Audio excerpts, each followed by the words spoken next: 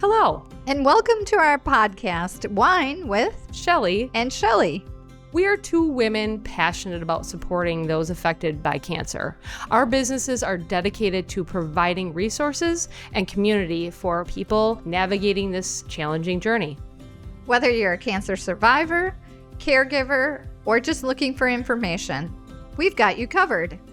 On this podcast, we'll be diving into a wide range of topics from the latest research and treatments to practical tips for coping with the emotional and physical challenges of cancer. We'll also be sharing inspiring stories, interviewing experts, and exploring the latest trends in cancer care. Join us as we navigate this journey together. Let's get started. Welcome to today's podcast with Shelley and Shelly. Hi, Shell.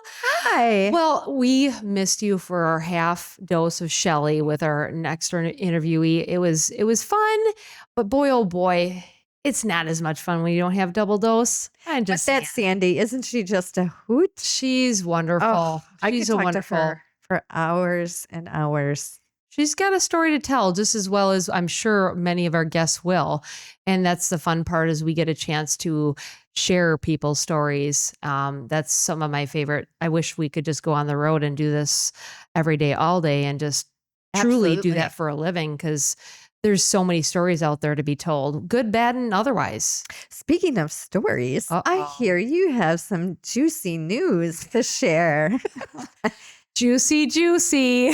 I understand it's going to be like, instead of where's Waldo, where's Shelley? Yeah. So this is a fun part. I've been preparing for this for about 9 months. I've been selling all my belongings. My husband says, "Where'd that go?" I said, "It's gone. We sold it." And he's like, "Oh, okay." So now we just signed a contract to sell our home. My husband is very much on board. We found a property that between Sparkling Survivor and Breathe, we have some big upcoming adventures that we want to kind of keep secret because, well, it makes it fun.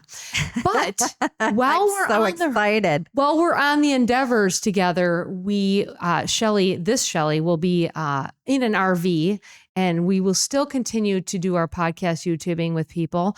I'm just going to be on an adventure. What's fun is maybe somebody will have an idea where I should go next. I thought I'd probably throw that out there on social media and go, "Hey, where would you like for Sparkling Survivor and her silly little husband who's awesome and goes along with all these crazy adventures? Where should we go next?" Of course, it's got to be warm because winter's coming. Well, I can jump on a plane and I can jump in the RV anytime. I So can't hardly wait. It's going to be so much fun. Sean, get ready because it's going to be like, I'm going to be in the driver's seat of this RV and watch out traffic. We probably should just go with a warning label right then and there and say, guess what, guys? Here comes the RV with Shelley and Shelly, but we won't be drinking wine and driving. Let's just clarify that. If we are sitting in Good an RV, point. we're probably parked. And my husband will be driving us later. right. Let's just make sure everybody knows that. So checking in with business, how are things going with Breathe? Any updates, anything going on with Breathe? Oh, Breathe has just been exciting. Everything is coming together. We just added 3 new board members. I'm Amazing. excited to introduce them. Our current board hasn't even met them all yet. So this is an exciting endeavor that's coming up. We have a board member that is from Kenya and is running a cancer center. He's on the board of a cancer center there. He will be coming for our first annual golf outing, June 1st, 2025. That is awesome. We can hardly wait to meet him, first of all, but then also to introduce him to what is happening over here and put these pieces together. This is a fun time. This is really fun. It is. And so one of our new board members is a grant writer. I think you might know who she is. Oh, And speaking of that, I think she might have been a part of a calendar project. Do you want to Yes. share something Yes. about that? Pretty proud of that upcoming new board member. She blew me away. Sparkling Survivor created a calendar. It was a photo shoot. It was a community. It was a women empowerment project. It was seeing your new beauty through the lens of a camera. We said, Yes. let's go with your comfort level, do with what you want. And boy, oh boy, did some of these women blow me away with showing the scars of cancer, but also being absolutely stunning while showing scars. And It sure was a fun day. And of course, their makeup artist was there. hair, And if they, hair. some people, if they didn't have hair, they drew on those beautiful flowers on the one phenomenal Oh, yeah, the lady. henna tattoos. Yes, It yes. wonderful. It was a fun little endeavor, and we luckily Breathe and Sparkling came together. We had a great time. We put these things together quickly, but also I think that they were very tasteful and another way of healing for women and empowering them as well. Absolutely. And speaking of those calendars, are there calendars available in case anyone in our Saucy, audience wants saucy, to? saucy. We probably could go ahead and just let you know, reach out to Sparkling Survivor LLC on Facebook, on Instagram, on LinkedIn. We can get those sent out. We just sent out a couple to Rockford from somebody from Texas that happened today, but we also sent out quite a few to Washington, the state. We can send them wherever these people are. We encourage survivors to support other survivors. We encourage family members that are experiencing that. The last one she sent to not only her father, but her sister, and they're both experiencing cancer. And it's fun to have them see beauty in the endeavor of cancer. So we're really excited to be able to ship those out to wherever we need to send them to. That's great. In other news with Breathe, we had Advanced Auto and Veteran Vehicle Repair did fundraisers for us for the month of October. They had whenever you put the brakes on cancer is what it was called. And so anyone who had their brakes repaired at either of those shops, one gave us $40 per vehicle that was repaired, and the other one gave a $50 gift card to anyone who got their vehicle repaired and $40 to us. That's amazing. So That's it was amazing. Great amazing. support. We, Thank you both veterans and Advanced Auto. That's yes. so much appreciated by all. So, can you introduce everybody to our guest that's coming on today, because she is just a shining light and I can't wait to introduce her to the world. Her name is Sandy, and she sure is a bright light. She is a hoot, is all I can say. Larger than life personality. And we know her story because we were on the team that helped take care of her. I was the social worker and you were the nurse. Right? Yes. For those of you who don't know, I have 10 years of experience working in oncology.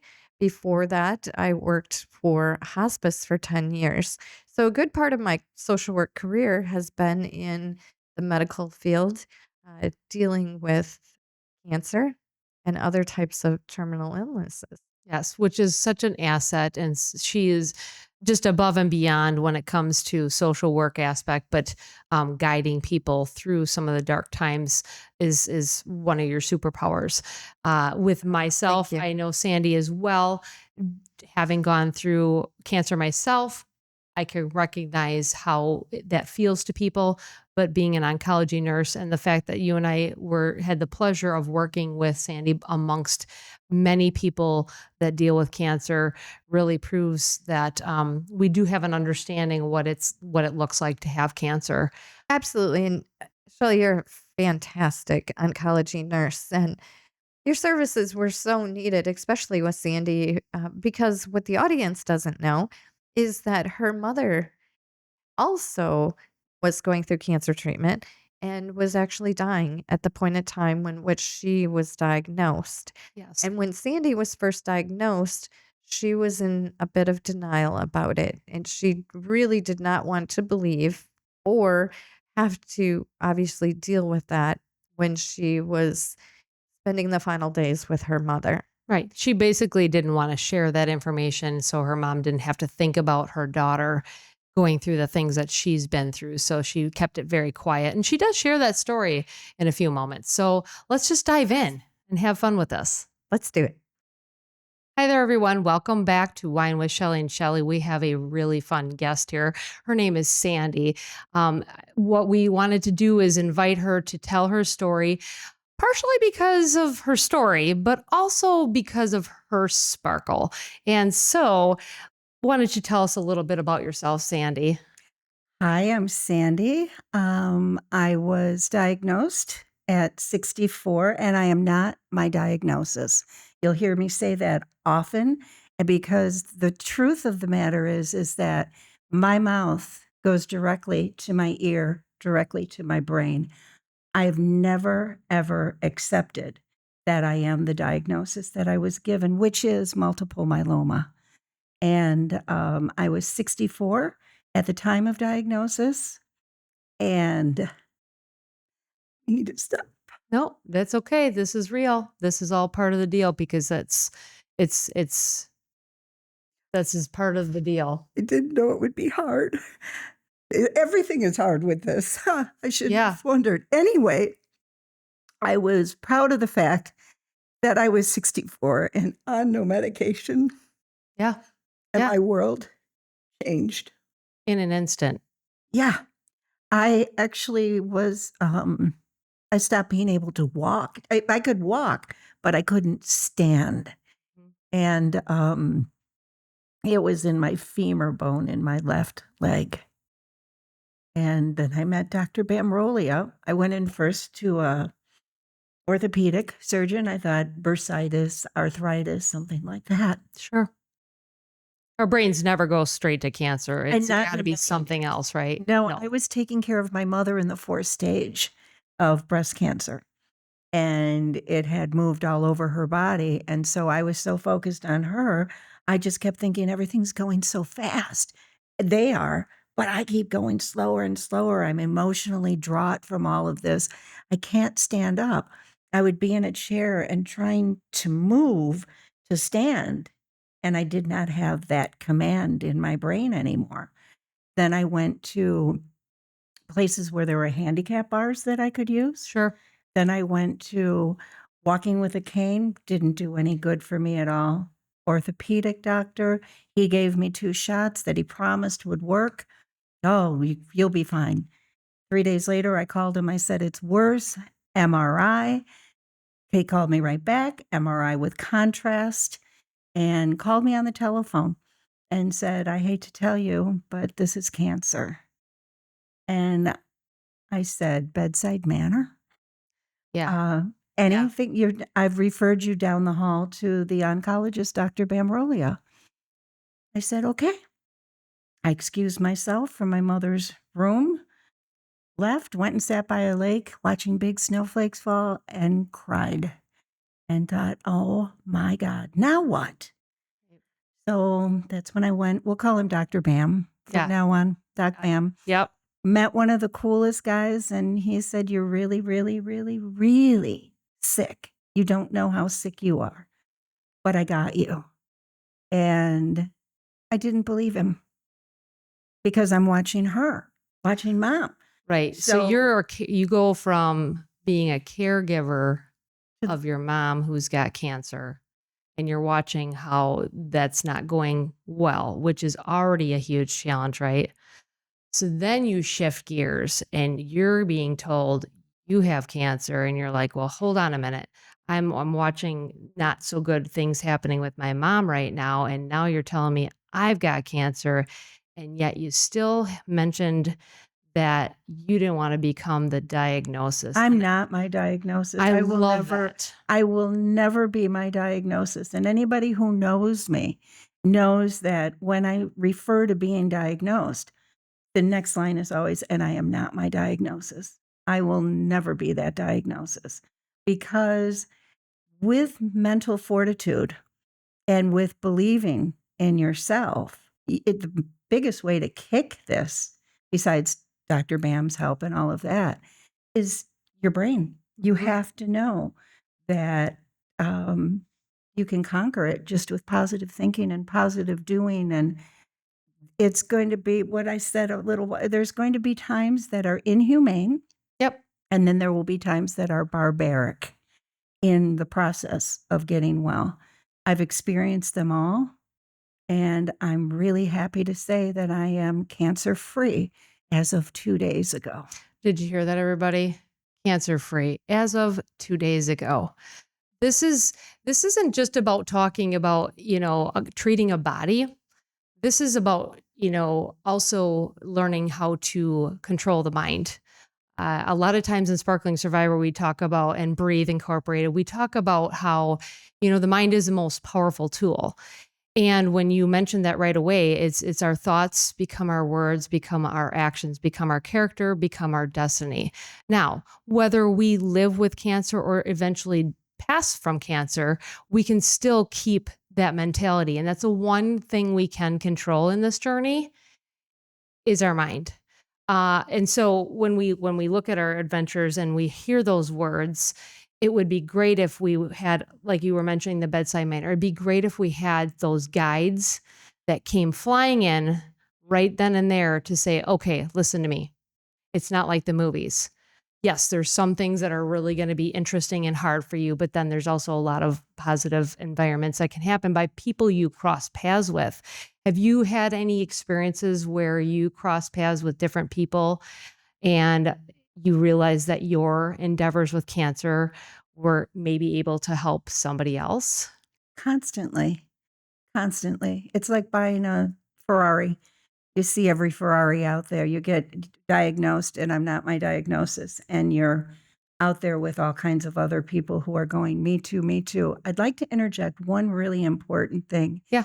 and that is when I met Dr. Bamrolia, I was 4 to 6 weeks from imminent death.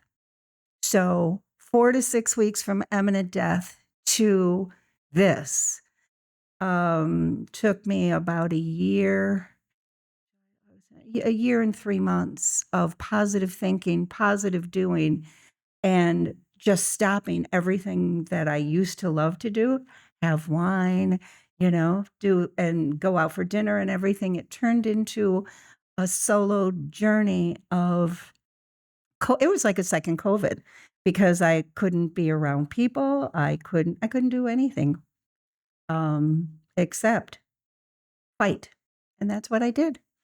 And, yeah, I've met many people who are in I've met multiple myeloma people that I was counseling.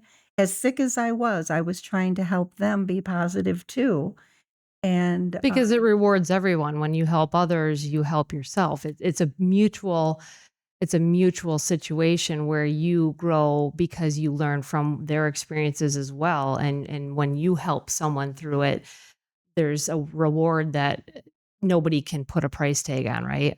there isn't. Unfortunately, a couple of those people didn't make it, but positively, those people were seeing themselves in their coffin already. They were seeing the end. Their kids were there. They had it all planned out what was going to happen. Mm-hmm. And I saw myself dancing, flying, traveling, doing whatever I wanted to do again.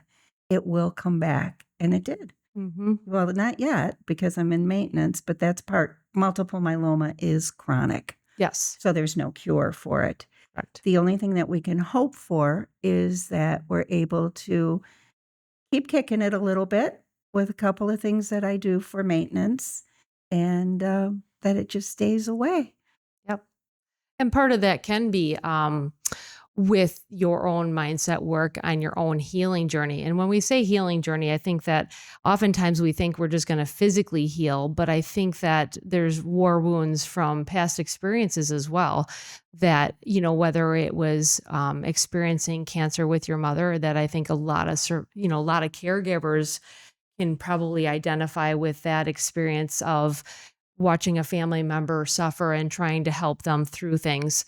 So we can chat about that shortly. So, Sandy, tell me, was there anything in particular that happened to you or that you noticed that all of a sudden you said, oh my God, my mindset is the most important thing in this cancer journey? Was there something specific that struck you or happened that you said, "Ah, One of the things that made me be as strong as I said, I was taking care of my mother in the final stages. I had taken care of her through breast cancer, mastectomy, all of it. And I knew I had to be strong because she was checking out and I wasn't going to share my secret with her, which meant that I wasn't going to share the secret with anyone.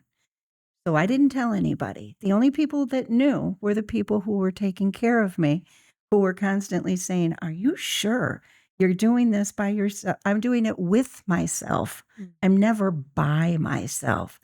aha." So the mindset was already there of, and I hate the words, "You got this, you survive, you go, girl." All of that crap wasn't going to work for me. It was going to piss me off. Isn't that interesting? I can't stand it. And all of a sudden, I just started down the path I needed to go on. And my mother was going on the path she needed to go on. But I got put in a wheelchair. So Mhm. that made it really difficult because it had done its damage on the femur bone and it needed to heal. Right. And that was life-changing moment. There's life-altering and life-changing, being able-bodied my entire life, and then suddenly I'm in a wheelchair. Which is a grief in itself, like a loss of independence. You lose your keys, you lose everything at that Yeah. moment, you lose your ability to even walk, and it went very quickly from that moment. But in that moment, in that exact moment, I knew what I had to do. Mhm. And what I had to do was continue to hide it from her, continue to tell everybody that I had torn my meniscus, which is what I was saying, even to my family members that were around me. Wow. Didn't tell anybody. Didn't want them to know because I didn't want them to think I almost beat her to the grave, which is the truth. And that was too much for them to bear. So I took the weight and just handled it. That's a lot of weight to carry by yourself. No shit.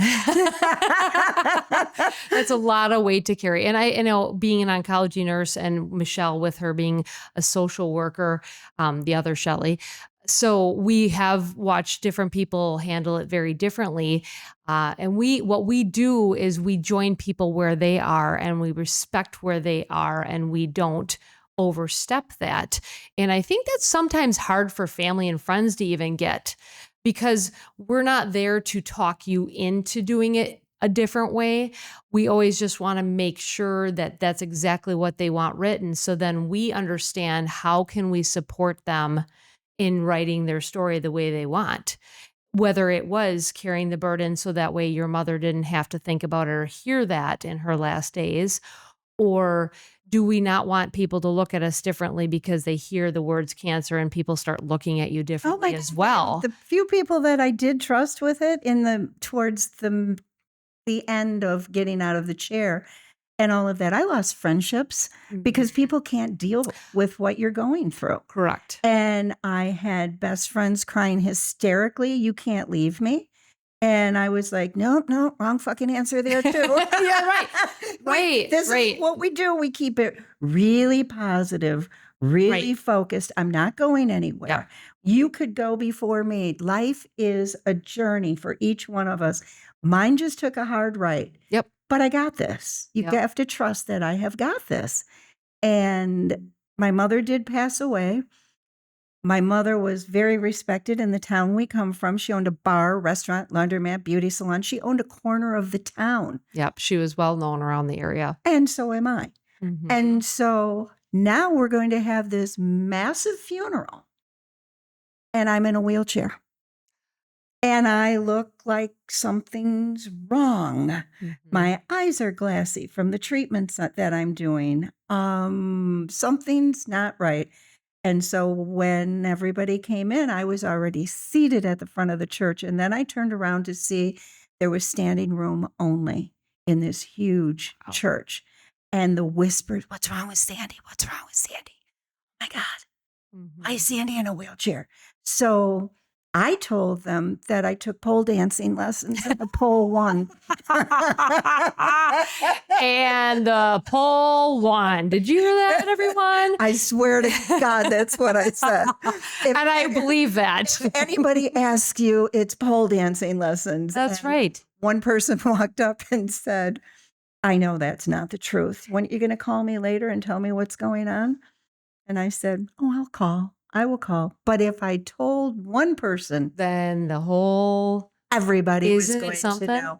And I didn't want, did you hear about Shirley? Did you hear about Sandy? yes. I couldn't be the talk of the town again. I couldn't do it. I mean, if you were, at least it was because you lost to a pole dancing. I mean, that's a way better story anyways. Right. Right.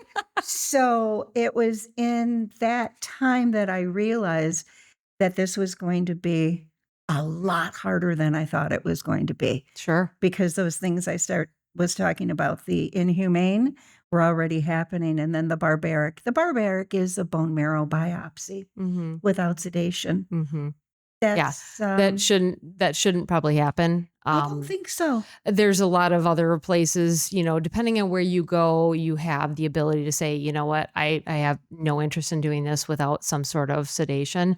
And it depends on where you're being treated. And so that's the difference, is some people don't really know and they're just going with what they're being told. And that's kind of part of what we want to create, is that support system to say, hey, you know what, if you don't want to experience this, let's tell them this is how we want to do it, instead of this is how you're going to do it. Because it is your story, your adventure. The first one, excuse me for interrupting, the first you're one I fine. didn't know.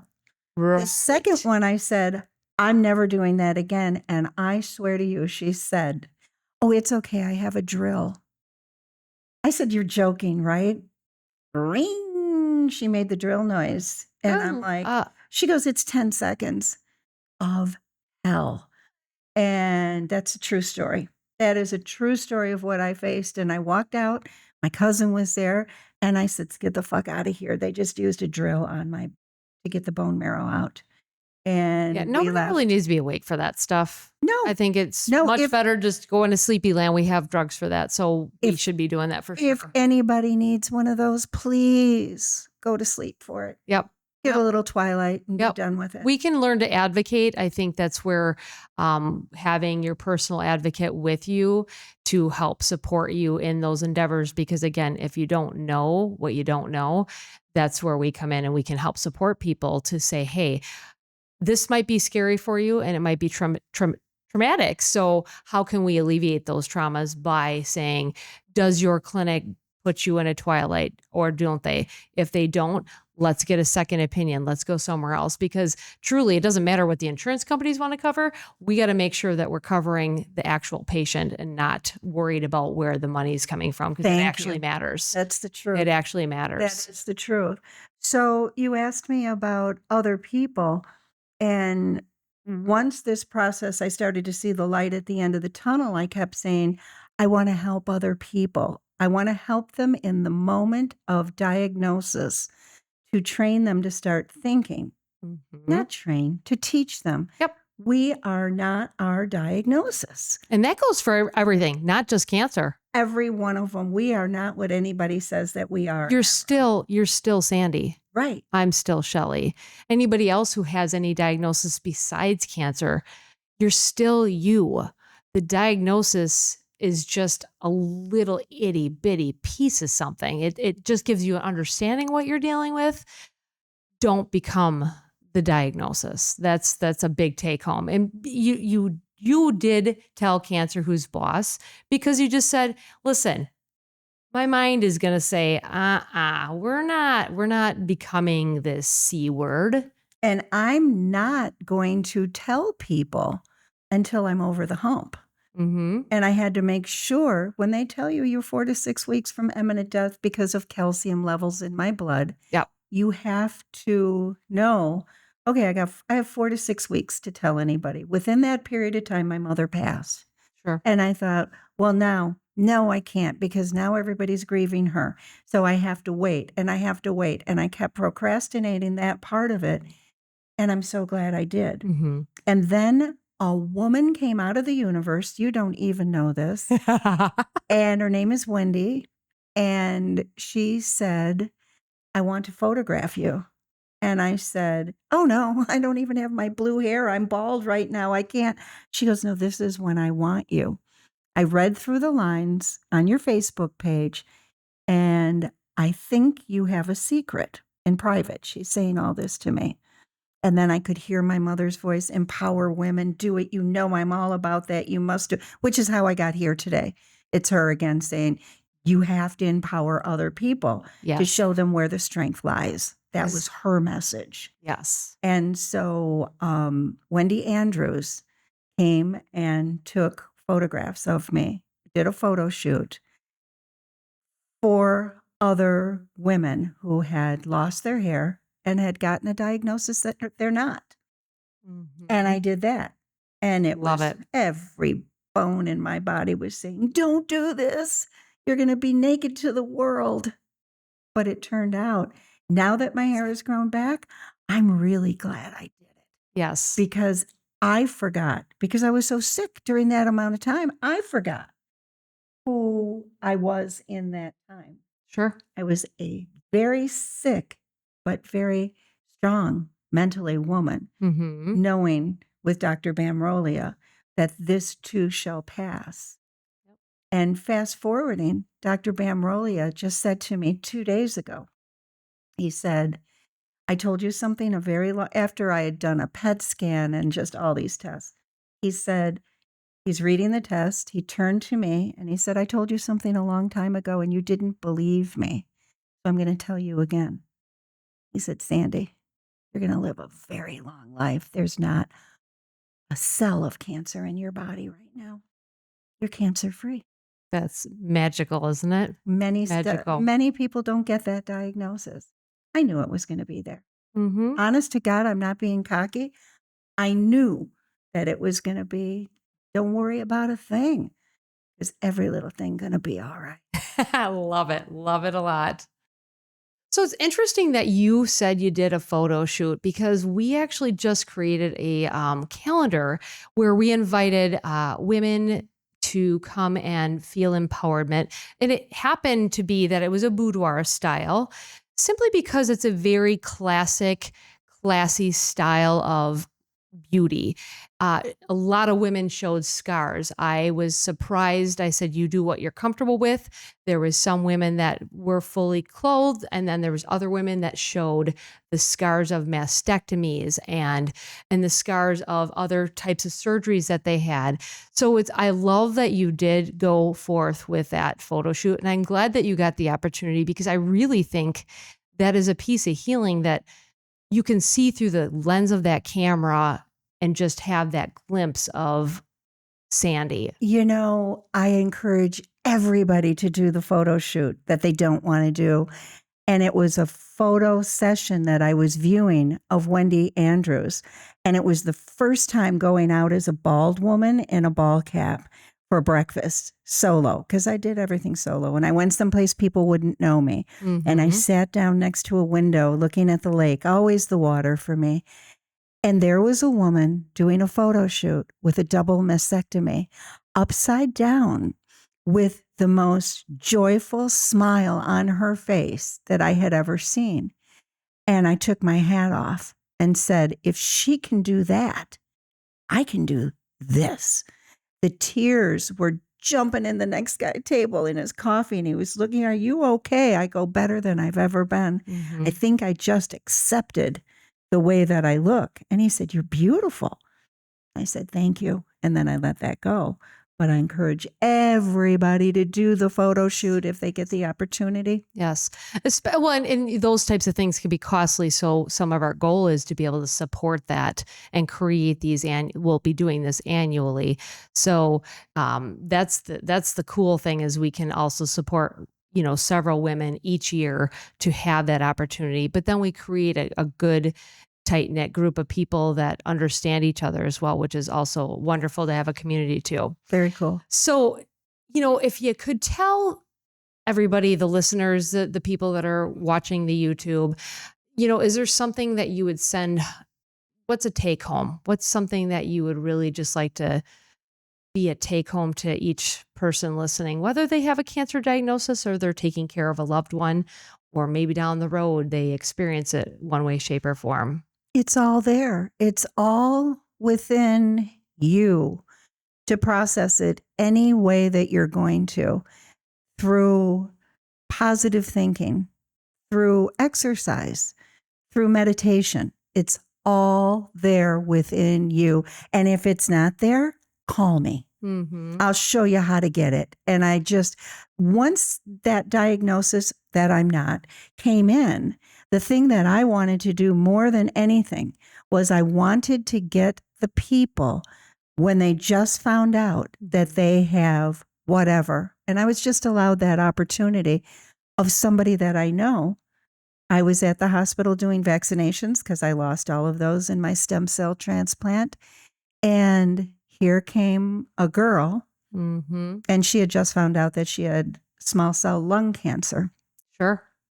And she was in that moment. I call it the Charlie Brown's teacher. Wah, wah, wah. You can't think, you can't anything. No. Just get me out of here because this has just happened in this building and now I have to leave. Yep. Is how I felt. And she was the same way. And I told her, I said, Dr. Bamrolia, right down there, he's the guy who fixed me and took me from imminent death to what you see right now. And one thing that you have that nobody else down there right now has is Sandy. I'm your biggest cheerleader. I'm your biggest fan. Knowing that her husband is stage 4, she's taking care of him, and she got diagnosed the same exact scenario I had just been through.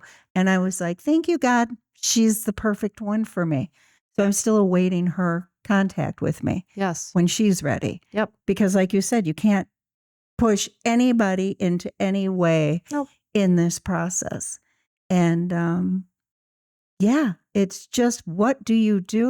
You grab it by the horns, you don't accept it. And every time you tell somebody, if you're going to be the one that tells them about your diagnosis, repeat after me, and I am not my diagnosis. Because once you accept something, you give it free rein. Once you hold it at bay, you're the master. You're the one with the control. Yeah. Take back control. You have to. You just lost it. You got to grab it back quick. Yeah. Get it back over here, rein it in, and tell it who it's boss. Because that's really, truly how we can do it. True. Because our mind is the most powerful tool. I've said that from the beginning. I'll say it to the end. I'll say it till the cows come home. Is tell cancer who's boss simply by keeping your mind in the game and letting everybody know that you're not going to accept a fate that somebody might tell you. And that's just how we can do it. And find your person or people who are there for good, bad, whatever. My cousin Sue, my nephew Jason. I mean, he was the one behind the wheelchair. My phone calls from so many people just checking me. Yep. And a lot of times I couldn't even answer the phone because I was too sick. But it was all okay. They call me Blue. And my cousin was like, Blue, seriously, just keep doing what you're doing because every day you look better and better. And then did the stem cell. And I thought I was going to die.